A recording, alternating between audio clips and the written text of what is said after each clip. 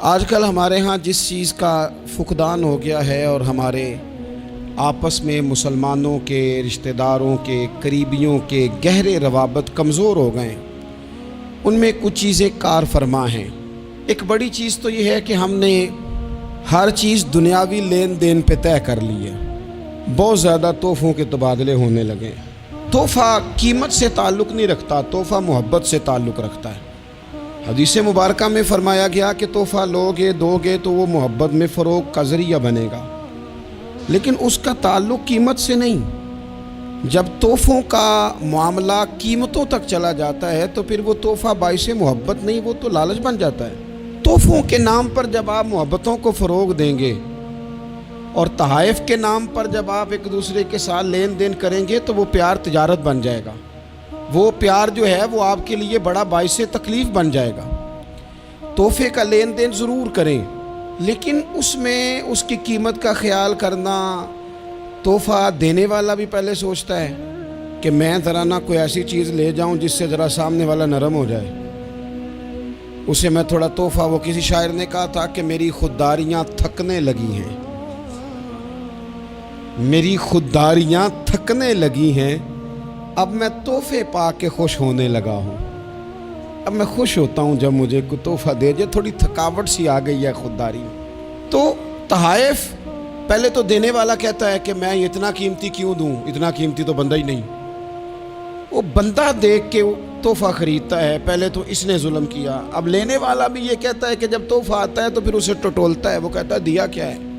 میں نے دیر پہلے اپنے دوستوں سے کہا تھا، بالخصوص پیر بھائیوں سے کہا تھا کہ تحفے لے کے نہ آنا یہاں، یہ کام ہی نہ کرنا، اس لیے کہ جب آپ تحفے لائیں گے تو پھر تو میں تولوں گا کون لایا کون نہیں لایا، تو نفس کے ہتھے کیوں ایک دوسرے کو چڑھایا جائے۔ نظرانے کے ہم اتنے قائل نہیں، ہم تو نظر آنے کے قائل ہیں، نظر آتے رہیں، بات ختم ہو گئی۔ تحائف کا لین دین اگر آپ رشتوں کی مضبوطی کے لیے رکھیں گے اور پیسوں کے بلبوتے پر اگر آپ تعلقات کو مضبوط کریں گے تو یہ تجارت ہے، یہ محبت نہیں ہے۔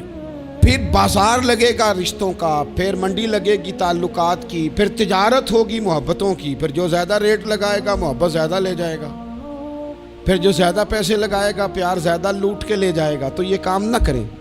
حضرت عمر بن تغلب رضی اللہ تعالیٰ عنہ، یہ صحابی ہیں اور اصحاب صفہ میں سے ہیں۔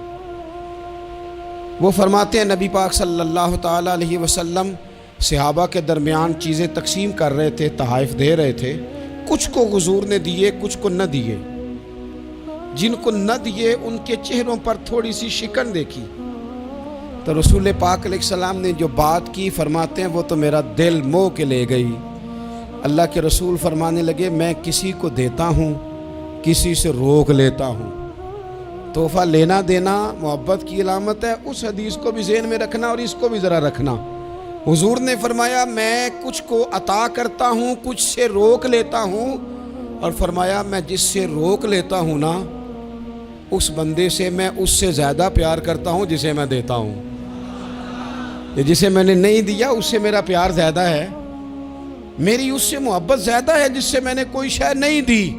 ہیں کچھ بندے جنہیں دیا کچھ نہیں، کام ساری عمر لیا ہے نا، تو بس ٹھیک ہے ہیں۔ فرمایا جن سے روک لیتا ہوں پیار زیادہ کرتا ہوں، اور فرمایا دیتا انہیں ہوں جن کے دلوں میں کچھ بوجھ بن جاتا ہے، طبیعت میں بے چینی آ جاتی ہے تو دے دیتا ہوں، سکون ہو جاتا ہے۔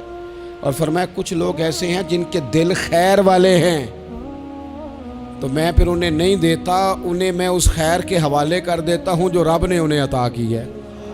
اور حضرت عمر بن تغلب کہتے ہیں میں قربان جاؤں میرے نصیب دیکھو، میرے رسول پاک فرمانے لگے وہ جو جن کے دل خیر والے ہیں اور میں انہیں اس خیر کے حوالے کر دیتا ہوں، یہ عمر بن تغلب بھی انہی لوگوں میں شامل ہے۔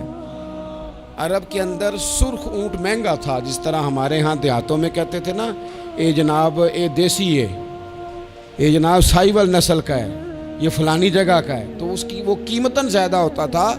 عرب میں سرخ اونٹ قیمتاً زیادہ ہوتا تھا۔ حضرت عمر بن تغلب فرمانے لگے وہ جو حضور نے میرے لیے کہا نا اس کا دل خیر والا ہے، نہ بھی دوں تو پھر بھی خیر ہے، فرمانے لگے مجھے 100 سرخ اونٹ مل جاتے یا مجھے سرخ اونٹ دیے جاتے تو اتنی خوشی نہ ہوتی جتنی رسول پاک کے ان جملوں نے میرے دل میں ٹھنڈک پیدا کر دی۔ صلی اللہ تعالی علیہ